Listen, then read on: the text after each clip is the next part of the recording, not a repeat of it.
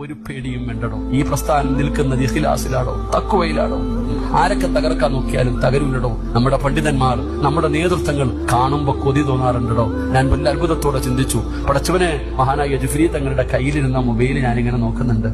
തങ്ങളുടെ കയ്യിലിരുന്ന mobile, MD ഉസ്താദിന്റെ കയ്യിൽ, അള്ളാഹുവേ, ഇന്നത്തെ കുഞ്ഞുങ്ങളുടെ കയ്യിൽ പോലും ഇല്ലാത്ത ഫോൺ, ഇന്നത്തെ കുട്ടികളുടെ കയ്യിൽ പോലും അങ്ങനെ ഒരു ഫോൺ, നോക്കിയാടെയാണെന്ന് തോന്നുന്നു, ഒരു ചെറിയ ഫോൺ. നമ്മുടെ നേതൃത്വങ്ങൾ അതാണോ? ഇവരെയൊക്കെയാണ് നമ്മൾ കണ്ടുപിടിക്കുന്നത്. ഈ നേതൃത്വത്തിന്റെ പുറകിലാണ് നമ്മൾ നടക്കണേ. ഈ കയ്യിലാണ്. ഇവർക്കൊന്നും ദുനിയാവ് വേണ്ടടോ, അധികാരം വേണ്ട, പണം വേണ്ട, ഒന്നും വേണ്ട. അവർക്കൊന്നും ഒരു വാക്ക് മൂളിയാൽ അവർക്ക് എന്തും, ഐഫോൺ വേണോ, കാറ് വേണോ, എന്തും വാങ്ങിക്കൊടുക്കാൻ ആയിരങ്ങളുണ്ടോ. ഒന്നും അവര് വേണ്ട.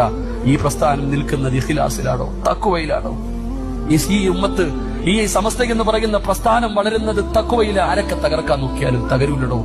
ഈ ബാംഗ്ലൂരിൽ വെച്ച് സമ്മേളനം നടന്നു. എവിടുന്നാടോ ജനം വന്നേ? എവിടുന്നാ വന്നേ? അതാ സമസ്ത വിളിച്ചാൽ ഏതെങ്കിലും കൊടും വനത്തിലാണെങ്കിലും വരും. അതാണ് അൽഹംദുലില്ലാഹ്.